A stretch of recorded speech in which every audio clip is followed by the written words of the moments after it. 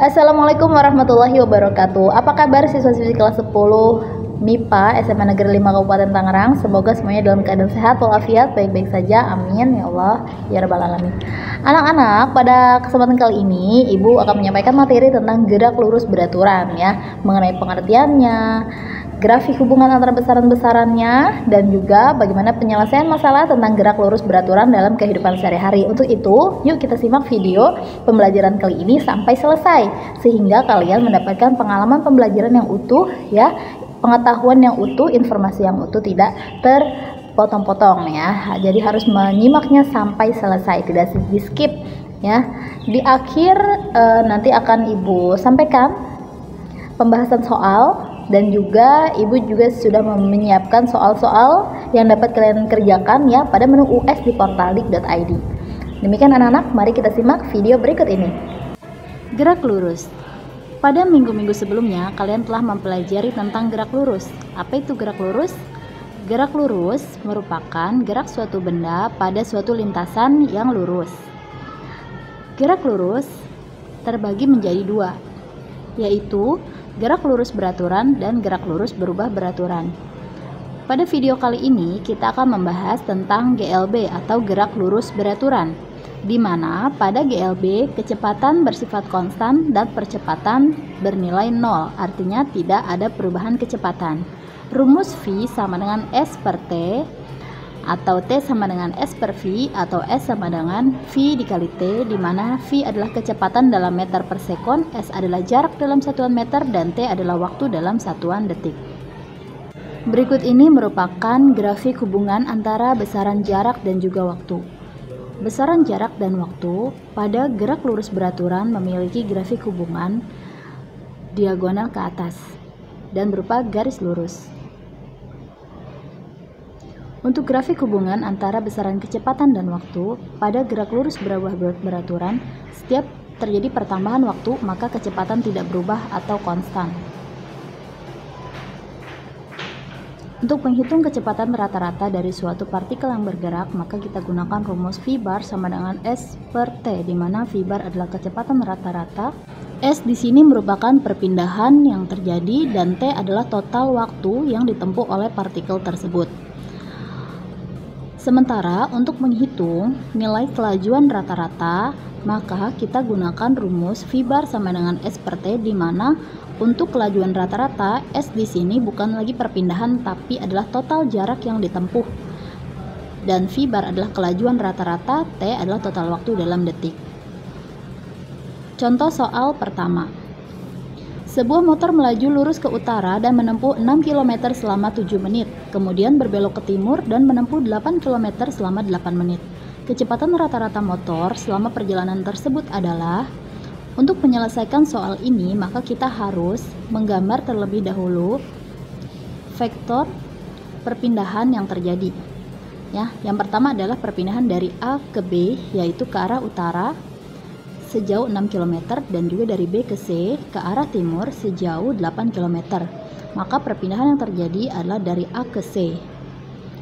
Diketahui SAB sama 6 km, SBC 8 km. Waktu untuk menempuh jarak dari A ke B adalah 7 menit, dan waktu untuk B ke C adalah 8 menit. Untuk menentukan perpindahan AC, kita gunakan rumus Pitagoras sehingga menghasilkan nilai 10 km. Ditanya di sini adalah kecepatan rata-rata, maka kita menggunakan rumus kecepatan rata-rata sama dengan perpindahan dibagi dengan total waktu, di mana total waktu di sini adalah total waktu dari A ke B dan juga B ke C, sehingga 7 menit kita tambah dengan 8 menit sama dengan 15 menit, dikonversi ke dalam satuan jam, yaitu dengan cara dibagi dengan 60 menit ya, 15 per 60 sama dengan 1 per 4 jam. Untuk menghitung V rata-rata, kita gunakan rumus V rata-rata sama dengan perpindahan dibagi dengan TAC, yaitu perpindahan senilai 10 km dibagi dengan 1 per 4. Ya, atau bisa juga dituliskan 10 dikali dengan 4 per 1, atau sama dengan 40 km per jam. Bagaimana anak-anak untuk soal nomor 1 ini, apakah dapat dipahami?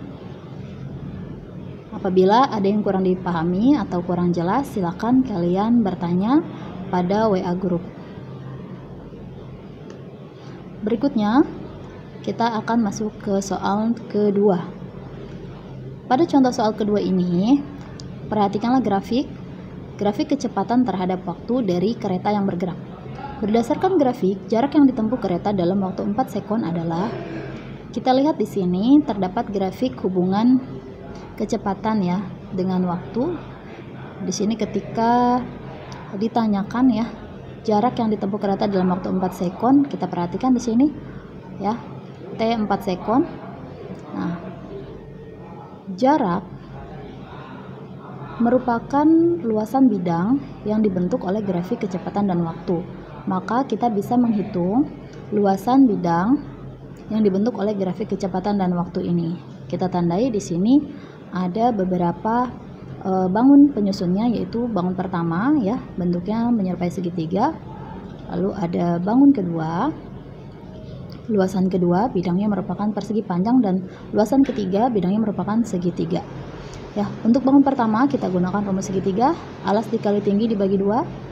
Alasnya 2, tingginya 60 dibagi 2 sama dengan 60 meter.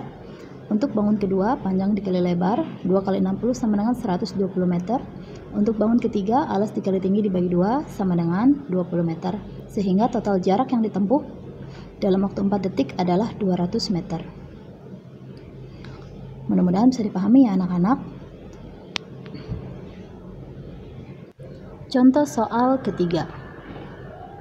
Grafik berikut yang menyatakan suatu benda bergerak dengan laju konstan adalah, untuk menentukan grafik yang sesuai untuk kondisi GLB atau benda bergerak dengan laju konstan, maka kita pilih di sini kan hubungannya antara perpindahan dengan waktu atau antara jarak dengan waktu. Maka pada GLB itu semakin bertambah waktu, maka jarak juga semakin bertambah dengan pertambahan yang tetap perbandingannya. Maka grafik yang terbentuk adalah diagonal ke atas, yaitu jawabannya adalah yang C.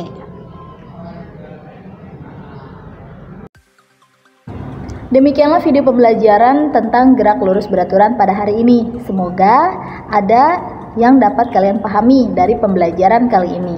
Ya, untuk lebih jelasnya dan untuk melatih kemampuan kalian, silahkan kerjakan US di menu portal DIK. Ya, ada 5 soal PG yang harus kalian kerjakan.